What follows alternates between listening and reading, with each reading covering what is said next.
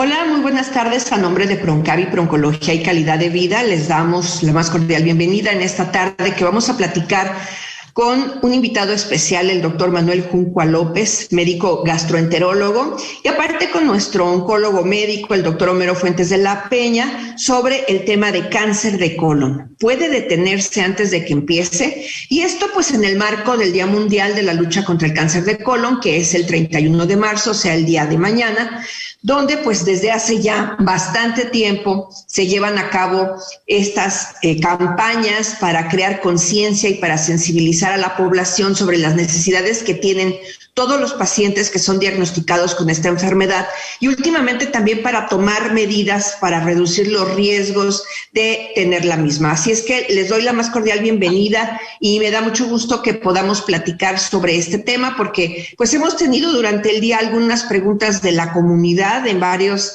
de los eventos en los que hemos estado participando y pues hay preguntas para ustedes. Entonces, gracias, doctor. Me gustaría primero con el doctor Juncua preguntarle, él como gastroenterólogo, pues, ¿de qué se trata su especialidad?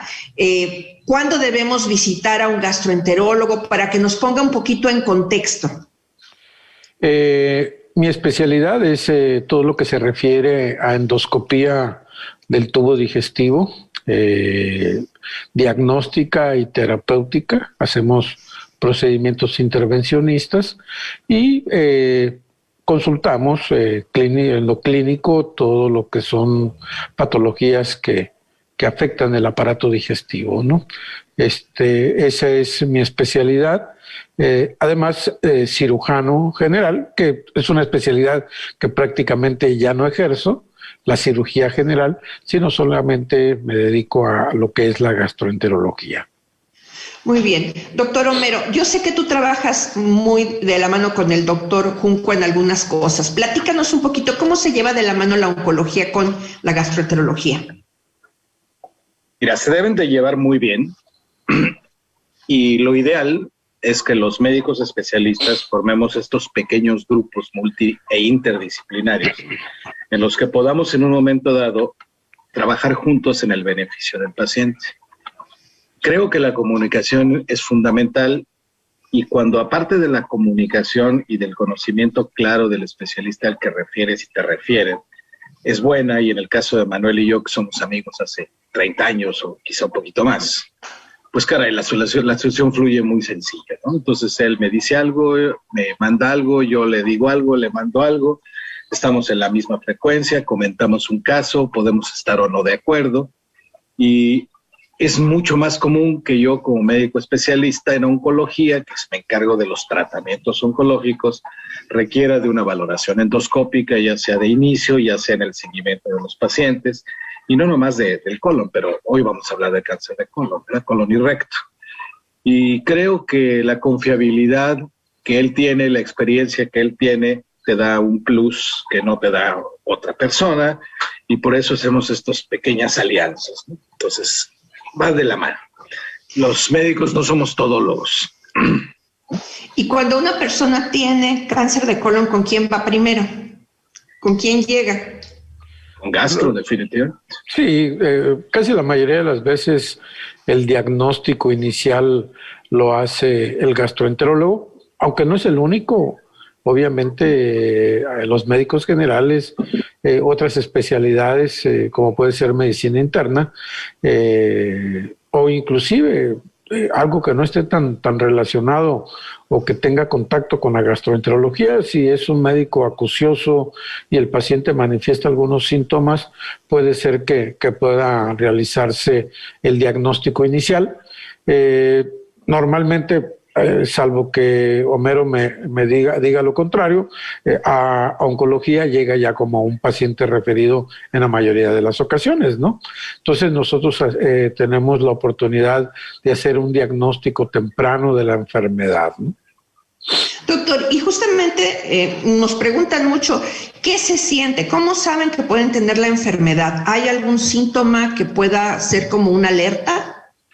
Sí, normalmente, a lo mejor me adelanto un poco, es recomendable que en una persona que no tiene antecedentes familiares y que está totalmente asintomático, es recomendable que a los 50 años se realice una colonoscopia o inicie un escrutinio para evaluar su colon, porque el cáncer de colon, como ustedes bien saben, es uno de los tumores más frecuentes en la población en general. Entonces, a los 50 años es recomendable hacerse una colonoscopia, aunque no es la única opción. Existen otros métodos como determinar la presencia de sangre oculta en heces y una rectosigmoidoscopia, que sería una exploración endoscópica solamente del segmento más distal del colon, o un estudio radiográfico más la determinación de la presencia de cáncer de sangre oculta en heces como una medida de diagnóstico inicial. Desgraciadamente, como muchos tumores, cuando nosotros diagnosticamos un paciente con cáncer, puede ser que ya se encuentre en una etapa avanzada. Y uno de los síntomas puede manifestarse por cambios en los hábitos defecatorios. Es una persona que normalmente no tiene dificultad para ir al baño y empieza a tener cuadro de constipación o estreñimiento, que no era común. Y dos, la presencia de sangre en las heces, que puede ser otro de las manifestaciones o de los signos que nos pueden indicar la probabilidad de que ese paciente pudiera tener un tumor. Así es como hacemos el diagnóstico. Muy bien, gracias, doctor. Doctor Homero, vamos a hablar o recordar cuál es el concepto del cáncer de colon. ¿Qué es eso? Bueno, el cáncer es una enfermedad, como hemos tratado en otros espacios. Es una enfermedad donde existen cambios en las células, donde dichas células tienen un comportamiento biológico diferente al que fueron hechas, donde tienen la capacidad de invadir estructuras adyacentes, estructuras a distancia, y que evidentemente si tú no la tratas es una enfermedad que te puede matar. Entonces, simple y sencillamente se denomina así porque se localiza ya sea en el segmento del sigmoides del recto, se localiza en el colon descendente o colon izquierdo, y en el colon derecho o en el transverso, que por cierto son biológicamente muy diferentes, desde el punto de vista incluso embriológico, desde su origen. De tal manera que el comportamiento biológico, por ejemplo, de los tumores del colon del lado derecho, que dan síntomas, signos distintos a los del lado izquierdo, también tienen una serie de mutaciones más frecuentes, en donde hoy día, con el boom que tiene la terapia dirigida y la terapia personalizada, nos permite determinar estas mutantes, algo que le denominamos inestabilidad microsatelital y mutaciones de varios de los elementos. Entonces, sí es importante lo que decía el doctor Junco. La gente debe tener esta cultura de la prevención y detectar a tiempo. La gente debe saber que muchos de los cánceres surgen en un pólipo, que no es otra cosa que un honguito que crece como si fuera en el pasto silvestre, que crece en alguna de las partes de nuestro intestino, y que muchos de estos, con el paso del tiempo, pueden malignizarse. Entonces, esta revisión endoscópica basal que el doctor nos recomienda a los 50 años, creo que debería ser un acto de parte de nuestro cuidado y parte de lo que nosotros tenemos que hacer en esta detección oportuna, buscando algo. ¿Por qué? Porque aún con la terapia dirigida y con todo este tipo de cosas, nada es mejor, nada es más oportuno que encontrar algo a tiempo. Ese es el mejor factor pronóstico que tú puedes tener. A veces se limita a un procedimiento quirúrgico relativamente simple, a un tratamiento complementario relativamente simple, y pues no te metes en los berenjenales de la enfermedad cuando se va a distancia, ¿no? Entonces creo que es muy, muy importante que la gente nos entienda que es una más de las neoplasias que encontramos temprano de manera muy esporádica y que las cifras que acaban de publicarse tanto por INEGI a nivel nacional como las cifras que nos da Globocan 2020 en su última publicación nos dice esto. En el mundo hay casi 2 millones de personas que han padecido cáncer de colon y casi 1 millón de personas que han perdido la vida por ello. Y específicamente en México, en la incidencia global, ambos sexos están en el tercer lugar en cuanto a frecuencia, solamente por detrás del cáncer de mama y del cáncer de pulmón. Y en las causas de mortalidad se encuentra simple y sencillamente en el segundo lugar, solamente por detrás del cáncer de pulmón. ¿A qué se debe esto? Pues se debe simple y llanamente a que el diagnóstico es demasiado tardío. Esa es la esencia de esto. Doctor Juncua, ¿quiénes tienen más este problema, las mujeres o los hombres? ¿Hay alguna diferenciación? En este caso, no. Es muy equilibrada el riesgo de padecer un cáncer de colon tanto en hombres como mujeres. No hay una preferencia como puede ser con respecto a otros tipos de cánceres o tumores. Y aquí, pues, que seguramente va a venir la pregunta más adelante, el factor hereditario juega un rol fundamental también, ¿verdad? Porque, bueno, ese es otro capítulo. Las personas que tienen un familiar en primer grado, ya sea en sentido lateral, en sentido superior o inferior, es recomendable que inicien un escrutinio de manera más temprana y no a los 50 años, ¿no? Doctor, pero ¿ha estado disminuyendo la edad? Porque cada vez como que se presentan casos en personas más jóvenes. No, realmente no. A veces es, ¿cómo podríamos decir? Un comentario general de la misma población o entre médicos que no son especialistas en esta área, que comentan que existe cada vez gente más joven. Yo en mi práctica, bueno, quiero decir que el cáncer de colon es uno de los diagnósticos más frecuentes que realizamos en nuestra unidad de endoscopía. Podríamos comentar que a la semana hacemos un diagnóstico de 3, 4 casos nuevos. No son pacientes míos, son pacientes que me refieren para una endoscopia porque tienen sintomatología, así que nosotros hacemos el diagnóstico inicial y luego lo regresamos con su médico tratante y posteriormente desconocemos en dónde termina este paciente o cuál es el resultado final de haber hecho nuestro diagnóstico. Y todavía nosotros seguimos viendo que la mayoría de los pacientes que hacemos el diagnóstico por primera vez se encuentran por arriba de los 45 años. Me atrevo a decir que arriba de los 50 años, ¿no? Doctor, ¿y qué es una endoscopia? ¿Cómo es ese procedimiento? Porque hay personas que le tienen miedo. Sí, claro que sí. A nuestra unidad llega gente que dice, no, pues es que mi comadre me dijo que me va a doler mucho. Anteriormente podríamos decir que las endoscopías se hacían en vivo y a todo color. Yo recuerdo cuando era médico interno aquí en la Clínica 20, ya llovió, el gastroenterólogo las hacía con el paciente sentado, despierto. Nomás levantaba la cabeza y se introducía el endoscopio, que el endoscopio en aquel entonces eran endoscopios de fibra óptica, ¿no? Que había que asomarse a través de la parte más proximal, que es donde están los lentes, e introducir lo que es un pequeño tubo a través de la boca para ir revisando las estructuras del aparato digestivo. Hoy en la actualidad los equipos de fibra óptica prácticamente han desaparecido y hay un gran avance porque toda la tecnología nueva en cuanto a video, computadoras aplicadas a los estudios nos permite hacer diagnósticos finos muy buenos, ¿no? Entonces, la endoscopia, en el caso de la colonoscopia, pues bueno, es la introducción de un colonoscopio, de un endoscopio diseñado especialmente para colon, que es mucho más largo, mide aproximadamente 2 metros, ¿verdad? Para poder explorar el colon en su totalidad. Aunque el colon mide nada más 1,40, 1,50, pero como tiene algunas curvas que pueden ser difícil de franquear, se necesita un endoscopio de mayor longitud, a diferencia del endoscopio que utilizamos para valorar el aparato digestivo superior o tubo digestivo superior.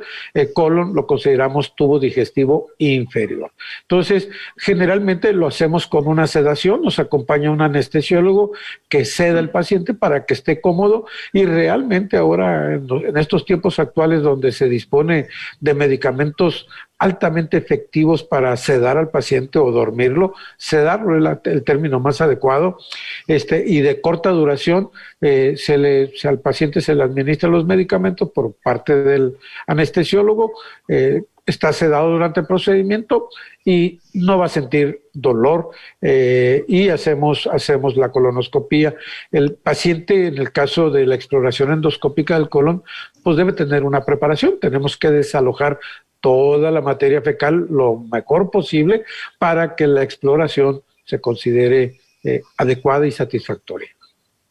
Pues estamos en Prevención en Acción, el programa de Proncavi, platicando sobre que es el Día Mundial del Cáncer de Colon, que es el día de mañana, y pues nos acompaña el doctor Manuel Juncua, que es gastroenterólogo, y el doctor Homero Fuentes de la Peña, nuestro oncólogo de Proncavi.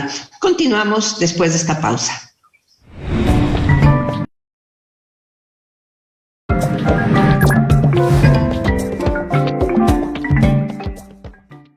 Oncotips, cáncer de colon.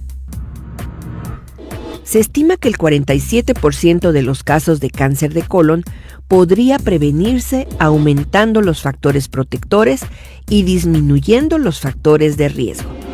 Todo lo que aumenta la probabilidad de desarrollar cáncer se llama factor de riesgo, y todo lo que disminuye esta probabilidad se conoce como factor protector. Los siguientes factores incrementan el riesgo de cáncer colorectal. Edad.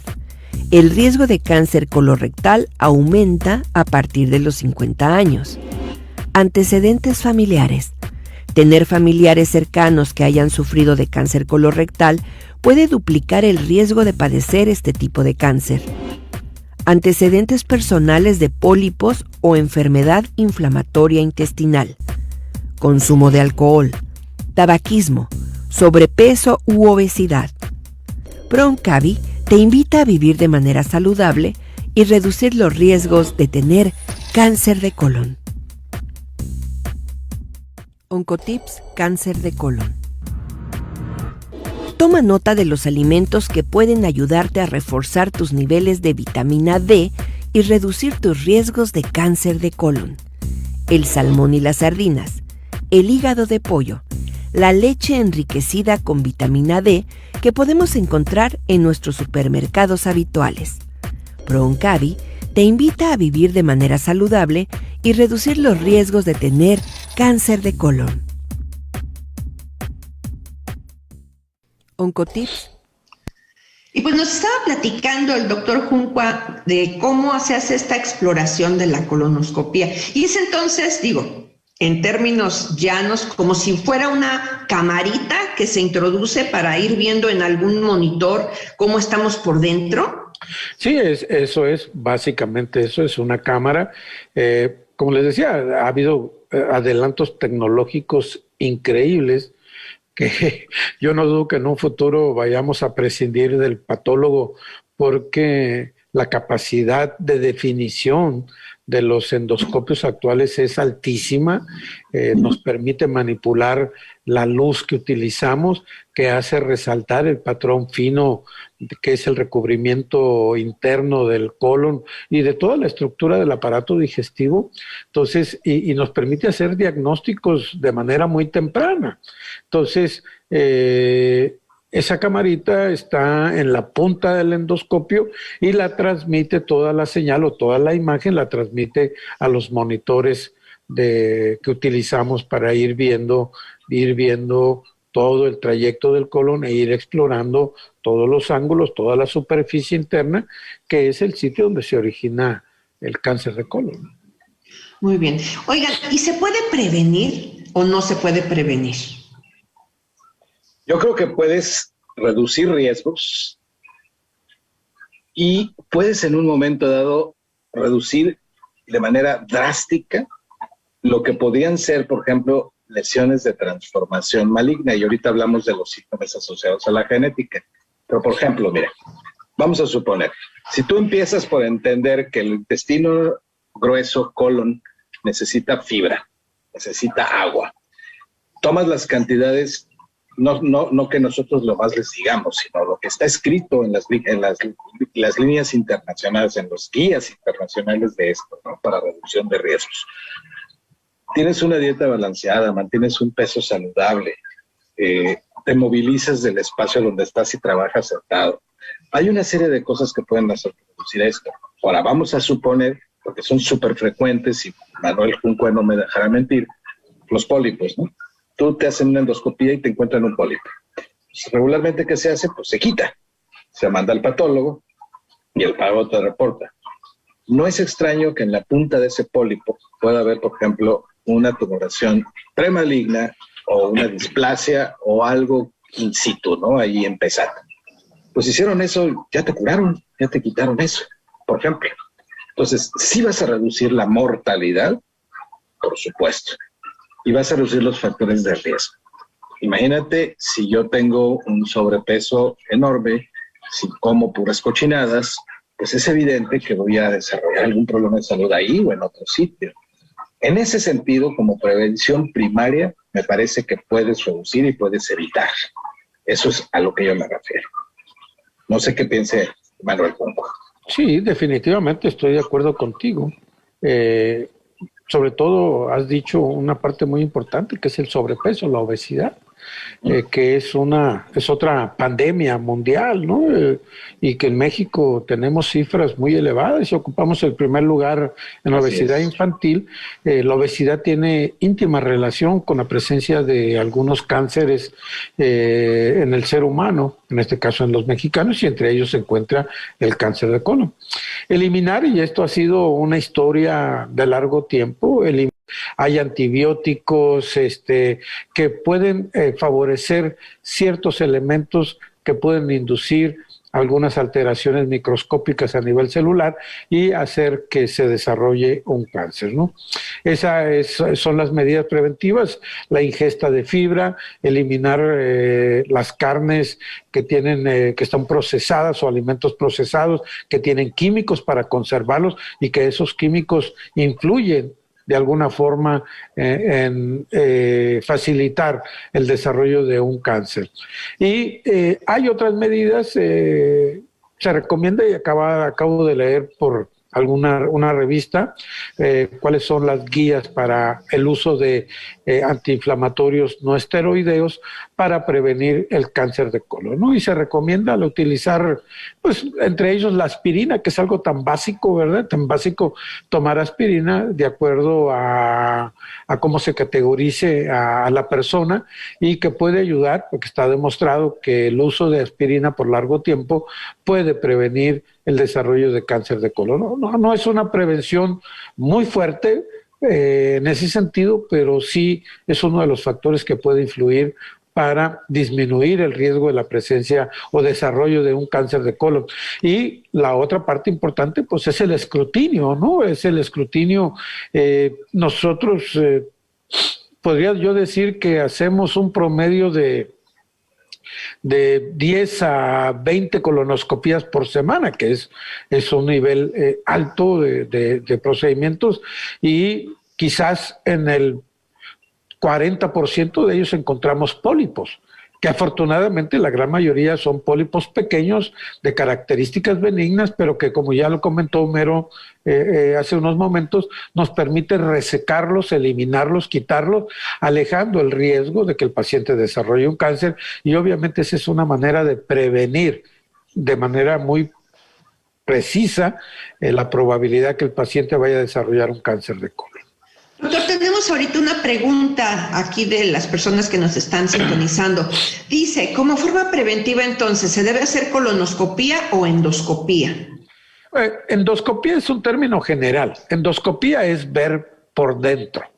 Y endoscopía de tubo digestivo superior, pues es una endoscopía de esófago y de estómago. Endoscopía de tubo digestivo inferior es una rectosigmoidoscopía o una colonoscopía. El término adecuado es colonoscopía. Bueno, no que no sea adecuado el otro también, pero algo más específico es una colonoscopía. Pero en nuestras desviaciones, cuando hablan a mi consultorio y alguien dice una endoscopía, mi secretaria está pensando que están pidiendo una endoscopía de tubo digestivo superior. Pero ahí es donde ellas preguntan, bueno, ¿una endoscopía de dónde? Y al paciente dice, no, pues del estómago. Bueno, entonces ya sabemos que es de tubo digestivo superior, pero es una colonoscopía. Doctor, ¿y cualquier persona puede ir a su consultorio a hacerse una colonoscopía o tiene que ir referido por otro médico? No, tenemos diferentes tipos de pacientes. La gran mayoría, o el 40-50%, llegan referidos por otros médicos. Médicos generales, médicos especialistas que manejan patología o enfermedades del aparato digestivo, sobre todo los médicos internistas, pero nos llegan también de cardiólogos, ¿verdad? Que están viendo un paciente y que el paciente se queja de sintomatología o que ellos detectan algunos datos que pudieran ser sugestivos de enfermedad del aparato digestivo y nos los refieren. Pero también nos llegan pacientes por cuenta propia, que se sienten bien, que no tienen ningún síntoma, pero que quieren y que tienen la cultura médica y deciden hacerse una colonoscopía porque ya cumplieron los 50 años. A veces llegan por temor porque el compadre, el vecino, el amigo le diagnosticaron un cáncer y llegan asustados sin ser referidos por ningún médico. Y otra parte es gente que llega a mi consulta, por ejemplo. Llega a mi consulta y después de consultarlos, pues vemos que requiere hacerse una colonoscopía, ¿no? Bueno, doctores, yo he estado leyendo algunas investigaciones que hablan de que comer carnes rojas y no comer suficiente fibra puede causar estos problemas. Pero también hay otros estudios que dicen que hasta los veganos les puede dar cáncer de colon. Entonces, ¿cómo está ahí la cosa? Porque luego mucha gente dice, pues es que yo no como carne, no como ningún tipo de carne, ¿y por qué me dio cáncer de colon? Mucho de esto pasa por los mitos urbanos, por el doctor Google y una serie de situaciones que se van presentando. Y yo para ello lo que siempre recomiendo es acudan a las fuentes y a las guías oficiales. Y la Asociación Europea Oncológica marca de manera muy clara, muy directa, cuáles son las cosas que sí debes hacer y cuáles son las cosas que no debes hacer. Está claro hoy que este 72.5% de mexicanos adultos obesos tienen que reducir su peso. Y está claro que esa comida chatarra que ingiere la gente en muchos casos es cancerígena, como lo hemos platicado. Está claro que la cantidad de las porciones de verdura, de leguminosas que debes tomar son al menos 5 por día. Está claro también que la carne no está prohibida. Lo que no debes hacer es excederte en las cantidades, en los volúmenes. Y la Asociación Europea te dice claramente, 500 gramos, medio kilo de carne a la semana, fraccionado en 2 o 3 tomas, es más que suficiente. Agua, que es muy importante. Por ejemplo, se supone que debes de tomar alrededor de 1 litro de agua por cada 20 kilos de peso. Esas son las recomendaciones oficiales. Sobre ello gira todas las recomendaciones, los mitos, la comadre, el compadre, los cuates, en fin. Sí. Sería muy bueno que platicáramos de algunos mitos porque luego la gente nos hace preguntas al respecto. Por ejemplo, en el consumo de pescado, que si favorece para que reduzcas tus riesgos. La alimentación en este tipo del tema, en el tema que estamos hablando, pues es fundamental y Homero ha dado un lineamiento general que es el aceptado mundialmente. Es decir, ser vegano es como ser deportista y tener un cáncer. Dice, doctor, ¿por qué yo? ¿Por qué si hago tanto deporte y me cuido? Bueno, porque pues no te exime de la posibilidad de desarrollar un cáncer, porque no solamente es el alimento el responsable. porque si fuera así, pues todos nos hacemos veganos y no vamos a tener cáncer en el aparato digestivo. No, es que es un factor más el tipo de alimentación, los alimentos procesados, el alimento chatarra, por otro lado, ¿no? Pero sobre todo los alimentos procesados que tienen nitrosaminas y que ese es un factor conocidísimo que induce el desarrollo de cáncer de colon, por ejemplo. ¿Y ¿no? qué alimentos tienen eso? Pues muchos alimentos procesados. Los alimentos, por ejemplo, los alimentos ahumados, ¿verdad? Hay países que tienen una alta incidencia de algún tipo de tumor. Por ejemplo, en Chile, el cáncer de estómago, Costa Rica, países asiáticos, y vaya que los países asiáticos ingieren muchos vegetales, ¿no? Y Japón ocupa uno de los primerísimos lugares en cáncer de estómago. Entonces, es una conjunción de muchos elementos para prevenir. Alimentación sana, ejercicio, regular el peso, ¿verdad? Evitar alimentos procesados, en fin, todos esos en conjunto nos pueden ayudar a prevenir la posibilidad de desarrollar un cáncer de colon. A esto agrégale la parte genética, por ejemplo, que ese es otro cántaro, ¿sí? Y lo que tenemos que entender muy claro es esto. El cáncer es una enfermedad multifactorial e impredecible. O sea, no podemos nosotros nunca decir esto es una causa de esto por esto.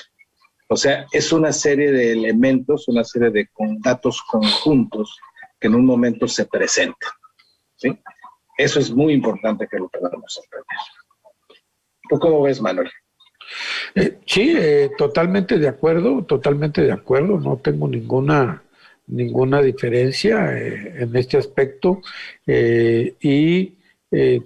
Volviendo al punto de los veganos, ¿verdad? El vegano pues come ahora, elimina prácticamente todo lo que son productos animales, hasta los más básicos, ¿no? O sea, rebasaron a los vegetarianos, ¿no? Ahora son estrictamente, eliminan cualquier producto de origen animal.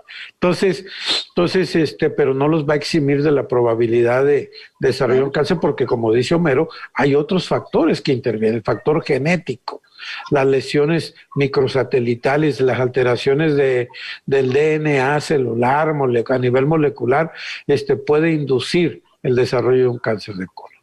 Hoy Pues vemos son las 6:31. Vamos a un corte y continuamos hablando sobre el tema del día de hoy.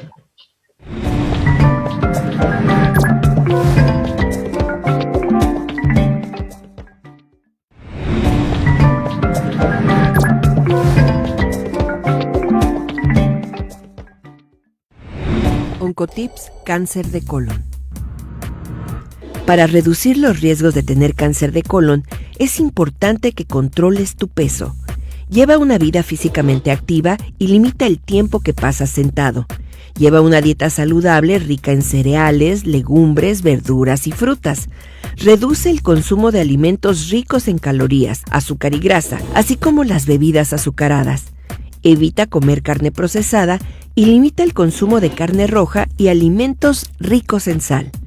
Proncavi te invita a vivir de manera saludable y reducir los riesgos de tener cáncer de colon.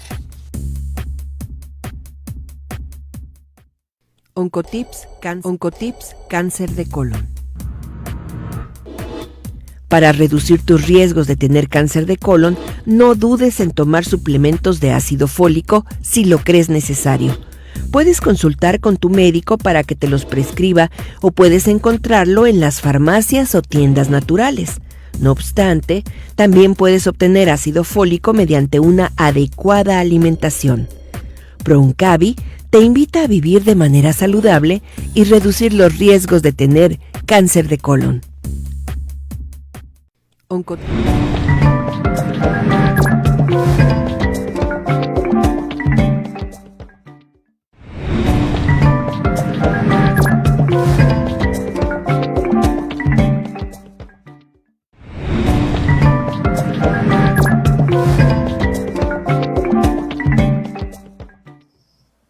Seguimos platicando platicando con el doctor Manuel Junco, él es gastroenterólogo, y con el doctor Homero Fuentes de la Peña, que es oncólogo, sobre cáncer de colon. Y bueno, nos han hecho varias preguntas siempre que salimos a comunidad o que tenemos alguna plática con la gente. Nos hacen preguntas de que, por ejemplo, si una persona, que es normal que una persona vaya al baño cada 2 días, y que si el tener esta frecuencia de evacuaciones es riesgo de tener cáncer de colon.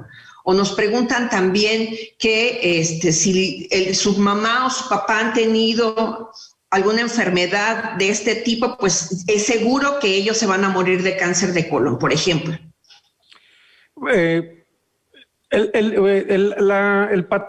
patrón digestivo de cada persona es muy variable. Es que dicen, bueno, es que yo acostumbraba a ir una vez al baño, una vez al día, y hoy voy 2 veces. Realmente para mí eso no es alarmante, puede ser un cambio básico, porque la gran mayoría de las personas vamos al baño a defecar 1 o 2 y hasta 3 veces al día. Hay gente que luego se preocupa porque dice, no, pues es que hago blandito. Pues bendito Dios, porque aquí todos los que vienen se quejan porque hacen muy duro y quieren hacer blandito, que es lo que tú tienes, ¿no? Entonces, no me preocuparía. Hay otros datos un poquito más importantes, que no es el número de evacuaciones. Claro que tenemos que estar muy alerta el médico, porque también hay, por ejemplo, la diarrea en pacientes que tienen una obstrucción en la parte distal del colon, casi en el colon sigmoides o muy pegadito al recto. Son pacientes que frecuentemente pueden tener diarreas y producto de tener un cáncer en esa parte. Pero hay otros datos que son mucho más importantes. Las heces acintadas, las heces planas, que lo dice la gente, es que hago muy planito. Si tu contenido fecal es blando, vas a ser planito aunque no tengas un problema de cáncer. Lo más importante es que esa evacuación o ese bolo fecal no sea eliminado con presencia de sangre, que sería una bandera roja como alerta de que ese paciente pudiera tener un cáncer de colon. Perdón que lo interrumpa, pero quiere decir esto que tenemos que estar viendo lo que hacemos para identificar? Entonces se tiene uno que fijar. ¿Y la sangre es fresca o cómo se ve la sangre? Generalmente no es fresca. Cuando es roja, brillante, puede haber alguna otra patología a nivel perianal, como puede ser una fisura que hace que la sangre sea roja, fresca y gotee. Generalmente es una sangre color vino, ¿verdad? Color vino, porque no es una sangre fresca. Y puede ir acompañada de sangre fresca también, roja brillante, pero no es el patrón que sea así. Generalmente es una sangre avinada, ¿no? Lo que sale. Y los cambios, estamos hablando de un cáncer en la parte final, ya para la salida, ¿verdad? Porque como dijo Homero, los del lado derecho, el colon derecho, tienen un comportamiento diferente. Por ejemplo, el cáncer de ciego, que es donde empieza el intestino grueso, donde se une el intestino delgado con el intestino grueso, la manifestación puede ser dolor en la fosa ilíaca derecha, ¿verdad? Cerca del apéndice, y el paciente puede tener simplemente anemia, y lo transfunden y le dan hierro, y porque tiene una pérdida crónica de sangre, y nunca va a ser una manifestación de sangre fresca o sangre visible en el excremento. Para eso existe precisamente la prueba de determinación de sangre oculta en heces. Y volviendo al principio de la pregunta, lo regular es voltear a ver cómo estamos defecando, ¿verdad? Porque ahí podemos detectar algún cambio que pudiera darnos la señal de que algo está sucediendo. Pues es que esto también es algo que tenemos que informar a los niños, para que desde pequeñitos aprendan a conocer cómo debe ser. Usted estaba hablando de texturas, de formas, de colores. Es algo que ignoramos y ni siquiera le tomamos en cuenta, y ahí puede estar la clave para poder identificar algo raro. No sé si tú quieras agregar algo, Homero. Pues que justamente de la observación, que solemos ser tan malos observadores los mexicanos, nace precisamente el entendimiento de cómo soy yo para ver qué ha cambiado. Decía el doctor Manuel Juncua, tú tienes un ritmo evacuatorio X, acostumbrado a una forma específica de que tú vas 1 o 2 o 3 veces al baño y eso es normal para ti. Si tú no has cambiado tus hábitos alimenticios, regularmente no tendría por qué cambiar tu hábito defecatorio. Pero si tú de repente ibas al baño 2 veces al día y de repente resulta que ya nada más vas 1, o que de repente vas cada 3er día, o que de repente tienes estas heces planas, acintadas, o que tiene un cambio de coloración, pues no lo vas a saber si no lo observaste antes. Primer requisito para saber que algo está mal es saber cómo está bien, cómo funciona en ti. Entonces, claro que hay que observar, de la misma manera que hay que observar la orina, y de la misma manera que hay que observar lo que comes, y de la misma manera que hay que observar todos los fenómenos. Y acuérdense de esto, una prueba de sangre oculta en heces, que es tan sencilla y tan barata, no tienes más que llevar la muestra de excremento al laboratorio. Y ahí te van a detectar. No esperes ver la sangre así, fresca, abundante. No, no es así. Incluso el color de las heces avinadas, que normalmente se presentan más que nada en el lado izquierdo, suelen ser un poquito diferentes en el lado derecho. Por ejemplo, si te vas un poquito más arriba y es diferente. Por ejemplo, el sangrado del tubo digestivo alto en los pacientes que tienen una úlcera gástrica o algo, de repente son heces de color negro, de color zapote, ¿no? Por ejemplo, ¿sí? Entonces, ¿qué es lo que tienes que ver? Tienes que ver esas características y tienes que saber que hay estudios específicos, que hay especialistas que lo hacen y que no asumas. En medicina no hay que creer, hay que saber. No supongas, indaga y sé. Doctor Juncua, y también en este tipo de cáncer tiene que ver el alcohol, el consumo de alcohol, las drogas, el cigarro, ¿también pueden ser factores de riesgo? Sí, son considerados factores de riesgo, aunque no directamente para el cáncer de colon, ¿verdad? Como todos sabemos, pues el tabaco para el cáncer de pulmón, ¿verdad? Pero igual tienen elementos que pudieran de alguna manera intervenir indirectamente, ¿no? Doctor, ¿y el sedentarismo? Ahorita, por ejemplo, que hay tantos trabajos que se la pasan sentados enfrente de la computadora, que hasta comen arriba de la computadora. ¿Esas horas, tantas horas sentados, puede ser causal también de algún problema en el estómago? Pues no precisamente, no precisamente. Puede tener afectar un poquito el proceso digestivo, pero básicamente en relación así al problema de cáncer, pues bueno, no existe una relación. Sería muy difícil poder demostrar que exista una relación un sedentarismo, por ejemplo, de estar trabajando, ¿no? El sedentarismo en sí, en general, pues no es saludable para la persona, ¿no? Pero por uno de los problemas, pues los infartos, si no se hace ejercicio, si se tiene sobrepeso por ser sedentario y no hacer actividad física, pues son los factores de riesgo para ciertas enfermedades, ¿no? ¿Y qué hay de que las emociones también podrían afectar? ¿Es verdad que el estrés es un factor de riesgo para enfermedades de este tipo? Pues yo no lo he visto en mi práctica médica. Lo que sí es que el estrés, la ansiedad, hace a muchas personas, y puede considerarse un factor muy positivo, porque la ansiedad y el estrés hace que la gente vaya a consulta médica porque se siente enfermo sin estarlo, y brinda la oportunidad al médico a hacer una exploración o revisión de ese paciente y ver que está sano, ¿no? Y ver que no tiene ningún problema, ¿no? Retomando, sí, doctor. Nada más hay que recordar que, por ejemplo, el padecimiento más frecuente del colon, mucho más frecuente que el cáncer de colon, es lo que se conoce como colon irritable o colitis nerviosa. Está estrechamente relacionado al estrés. Muchas veces se ha dicho pues, que el aparato digestivo, de alguna u otra manera, es el segundo cerebro, ¿no? Las emociones pegan, te producen un susto y te da diarrea, por ejemplo. O sea, hay una influencia nerviosa sin duda alguna, pero de ahí a que se produzca cáncer hay una distancia, ¿no? Hay nuevamente muchos factores de riesgo que se tienen que conjuntar para que, vamos a decir, tienes que estar en el lugar equivocado en el momento incorrecto para que se junte todo ello y tengas un cáncer.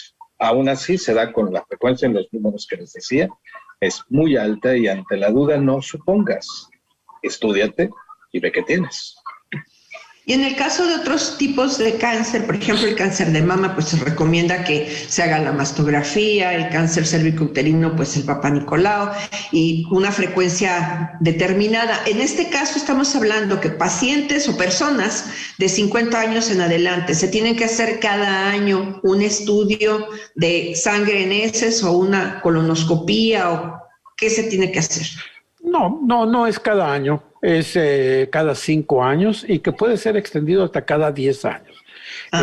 A partir de los 50, a los 55, a los 60, 65, o a los 50 o a los 60, a menos que haya ciertos factores de riesgo o que en ese intervalo se presente algún síntoma que pudiera sugerirnos la posibilidad de que ese paciente esté desarrollando un cáncer de colon.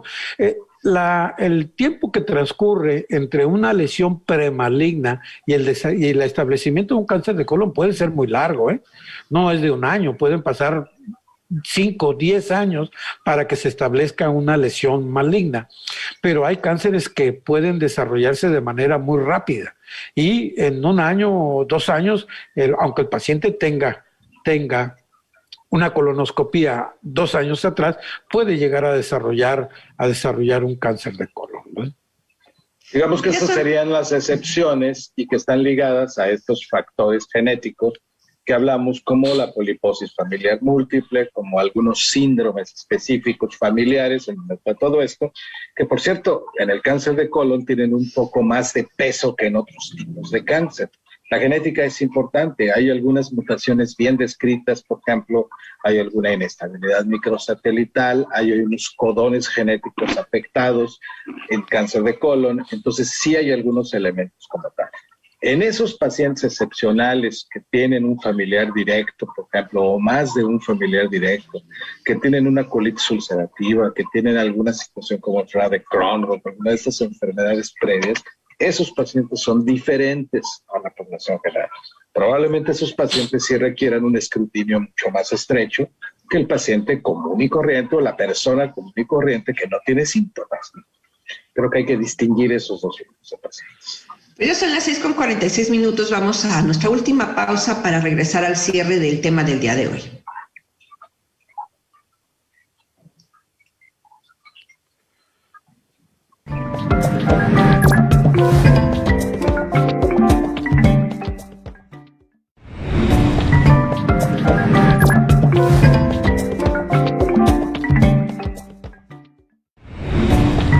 Oncotips Cáncer de colon.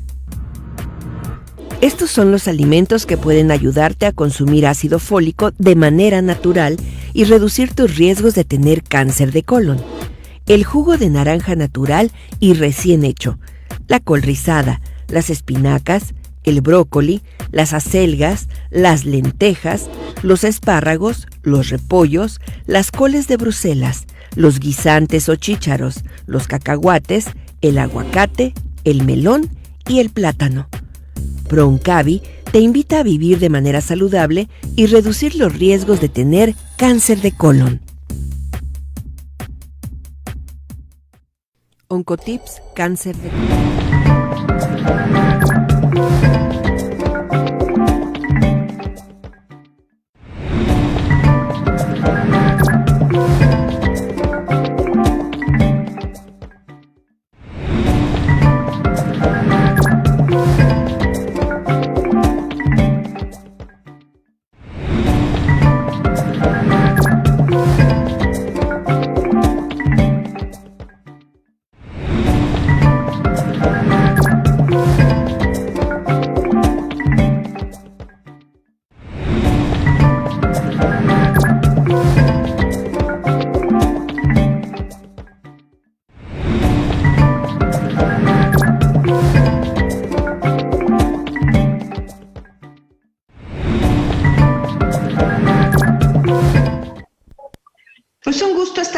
haber platicado con el doctor Manuel Juncua, gastroenterólogo, especialista en estos temas, y al doctor Homero Fuentes de la Peña, nuestro oncólogo de Proncavi, sobre el tema de cáncer de colon. Y bueno, el tiempo se nos agota y me gustaría ver comentarios finales de nuestros especialistas. ¿Qué le recomiendan a la población?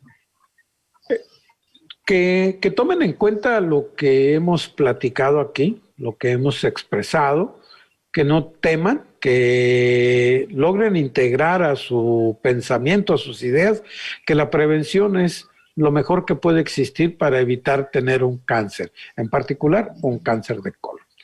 Que si existen familiares directos, es decir, un padre o madre que tiene cáncer o un hermano que tiene cáncer de colon, debe de buscarse la asesoría médica para determinar en qué momento debe iniciarse un escrutinio para detectar tempranamente cualquier cambio en el colon que pueda llevar a un cáncer. Y segundo, que cuando todo nuestro entorno esté saludable y nosotros también, pues una vez llegados los 50 años, que se considere la posibilidad de hacerse una colonoscopía para detectar lesiones de manera temprana.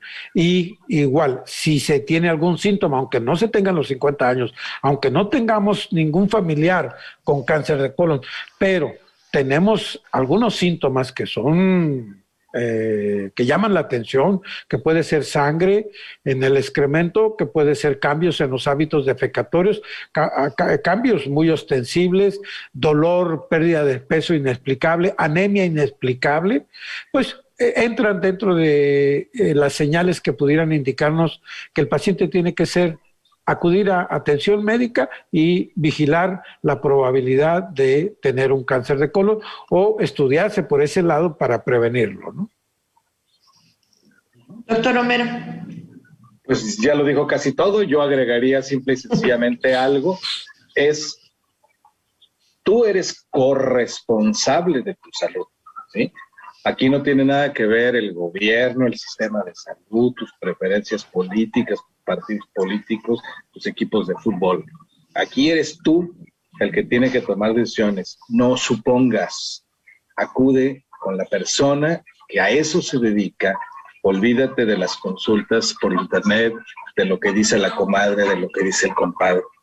Existen estudios específicos para screening, para tamizaje para la población en la enfermedad que es la segunda causa de muerte en mexicanos, hombres y mujeres, y es la tercera en frecuencia. No es extraño. Reitero lo que dije al principio. Hay casi 2 millones de casos nuevos en el 2020 y 1 millón de muertes por esto, por atención tardía en el mundo. ¿Sí? Entonces, ese es mi mensaje. Doctor Juncua, por favor, ¿alguna forma de localizarlo por si alguien tiene alguna duda ahorita con esta plática y quiere tener contacto con usted?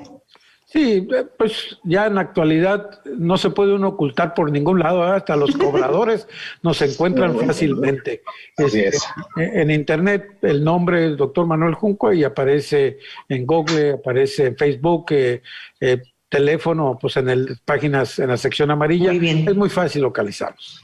Y si no, pues ya sabe que puede comunicarse con nosotros a Proncavi. Con mucho gusto, como siempre, le podemos dar los datos de nuestros especialistas que amablemente nos acompañan en estos programas. Gracias. Muchas gracias por su atención y recuerde que siempre estamos dispuestos a orientarles. Si tiene alguna pregunta adicional sobre algún otro tema enfocado a oncología, puede comunicarse con nosotros a través de nuestra página en Facebook, que es como igualmente nos localizan mejor, por un inbox. Puede mandarnos toda la información que quiera, la consulta que quiera, y con mucho gusto le vamos a dar respuesta en breve. Así es que muchas gracias, los esperamos la próxima semana y hasta pronto.